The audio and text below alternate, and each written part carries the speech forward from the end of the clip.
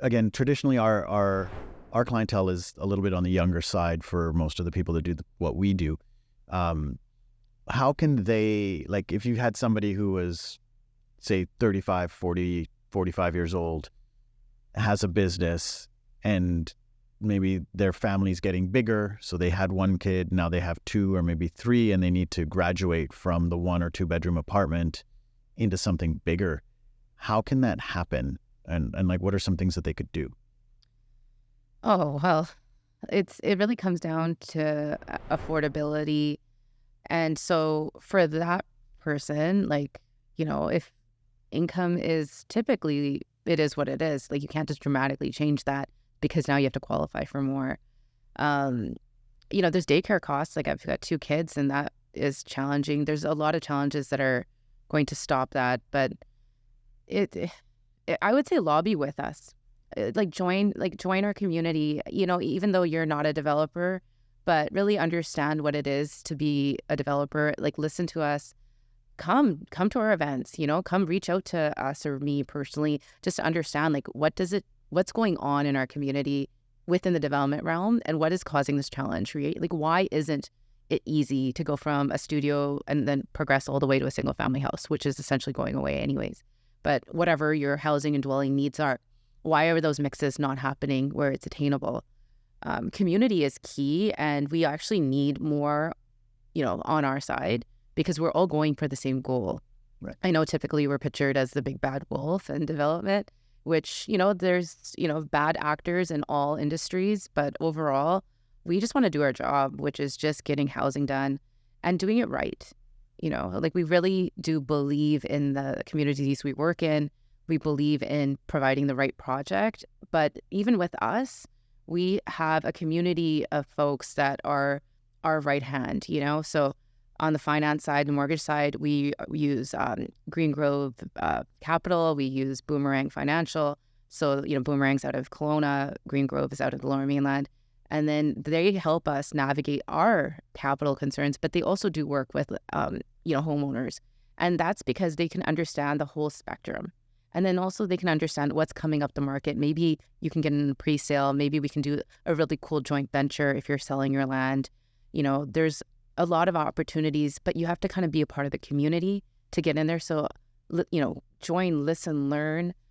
There's other really amazing, great for the community environment programs coming in and requirements on the development side.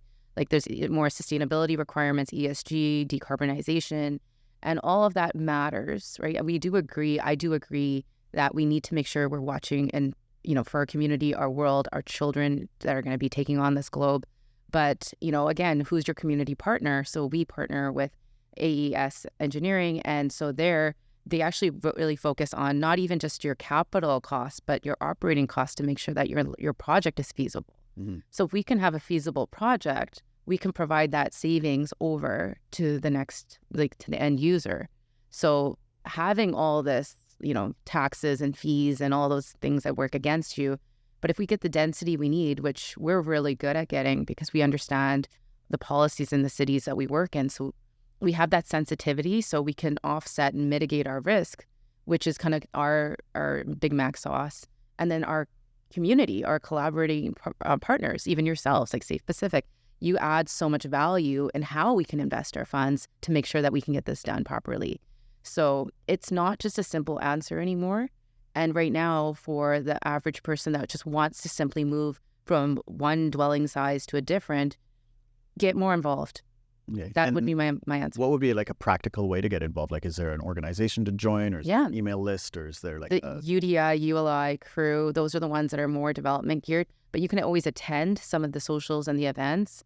You can, when your city is doing an NCP, so a neighborhood community plan change, an official community plan change, or your city is showcasing, like in this area, we are now looking at updating, the dwelling and the density. That's your time on the municipality side, wherever you live. Like, go to those events. The cities are hosting them.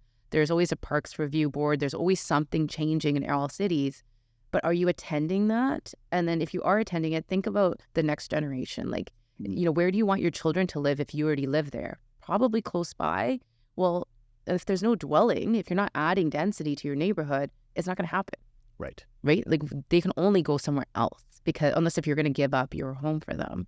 So I think having that broader mindset of, well, what do I want for my community? Maybe you don't want change. Well, guess what? It's happening anyways. So it's the removing the concept of NIMBYism to YIMBYism. So yes, bring it into my community. Right. So I actually led the residents association in my neighborhood too. Okay.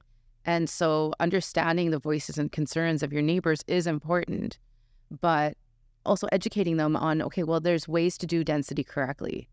And there's ways to be a little bit too aggressive on it that will actually destroy the fabric of your community. But at the same time, what does your community look like in 10, 15 years, right? Like, are you leaving it yourself or are you going to stay there forever? But how do you welcome people in? And, you know, people that actually need these transitions, these different dwelling types, right? So having housing choices, right? And then if I've never been to one of these meetings, a UDI or ULI, and I go, what do I do? Like how do I participate? What do I say? Sometimes there's just information sessions. So like, you know, there's be a keynote speaker, there'll be a panel. You just essentially can listen. With the municipalities, you're always welcome to, you know, attend those events. It's the municipality's planning staff that's typically there. And they're just showcasing like, hey, what do you want to see in this community? And you can ask them. You can go to your city's planning department and ask like, okay, well, I want to see what, right? Do you want to see density? Where do you want to see it? What's the rate type? Or you can say, hey, I live in this type of dwelling. I want to increase, you know, I want to change in 5 years' time. Is there a project coming up in my neighborhood, right? So then, you know, you have to be a bit more proactive if you really want to learn.